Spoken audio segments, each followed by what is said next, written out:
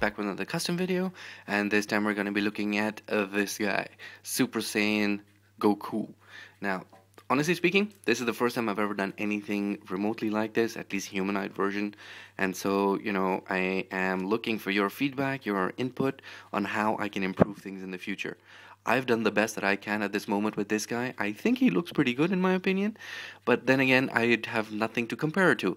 So if you guys have ideas and suggestions, or point me to some pictures or videos on how I can make this guy look even better, let me know.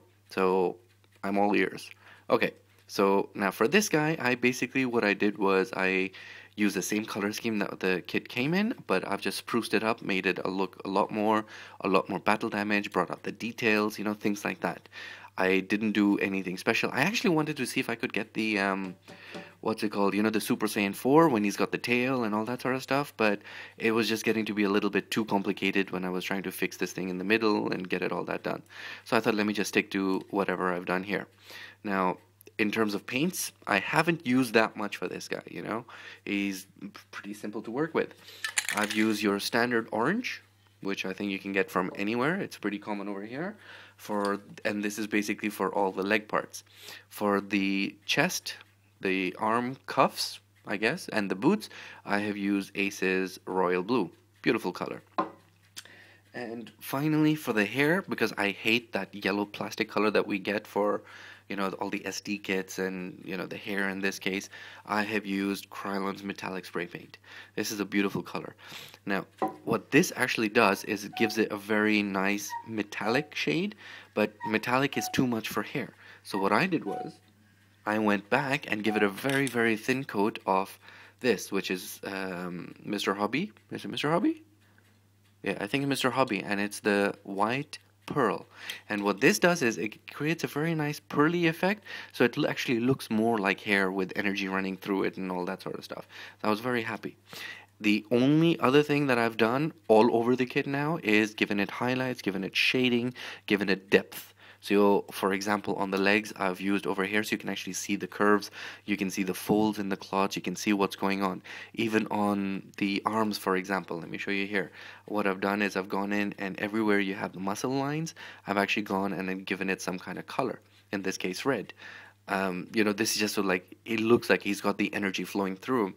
And to do that was actually very simple. All I did was use the Real Touch Gundam markers. These things are fantastic, by the way. So you just dab a little bit of the red on, for example, here, and then use a Q-tip to shade it in, and you've got the beautiful lines running through it, like he's got electricity running through it. What I wanted to do with this thing was to give it the battle damage look. And, you've got the decals and all that sort of stuff running around, which looks really good. I think I may have gone a little bit overboard when it came to the legs, especially when you have all the blood issues and all that sort of stuff. But, I don't think I ever saw anywhere in the anime where you had lacerations like that. But I thought, if you're doing this, let's go all out. And I think it's come out to look really, really nice in the end. It really does look like he's been banged up badly in some kind of fight with some big guy. So he looks really good in my opinion. I'm very happy with the way he's turned out. Especially with the shading, because I've never really done shading in depth, and this guy kind of, honestly, he kind of forced me to get into this shading thing. Even in the hair thing, for example, if you look at it, I've gone in with the red Gundam marker, done a little bit of shading, so it kind of looks like he's got red energy flowing through it, got little highlights going through there, so I'm actually happy with the way this thing looks. He looks like he's building up.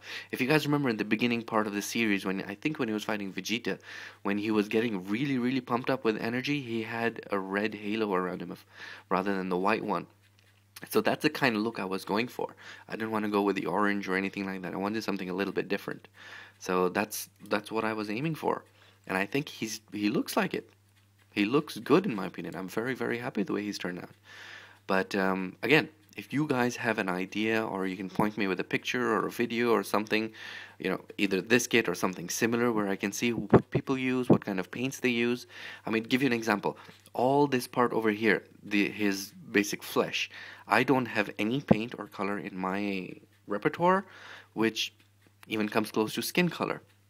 So what I basically did for this part was I kind of sanded the pieces down so it got the dull effect out of it, and then I used the red Gundam marker and some of the gray to give in the highlights. And this way I got something a little bit different from what the normal thing was, and it looks good. But I don't know how to use a normal or what kind of paints to use for skin. I've never done it. I've never done any of the resin kits for the PVC figures and all that sort of stuff, so I don't know.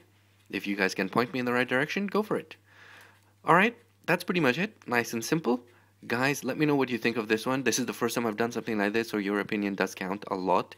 Let me know what you think. If you think this guy looks good or looks utterly crap, I'm all ears for your opinions, guys. Let me know what you guys think.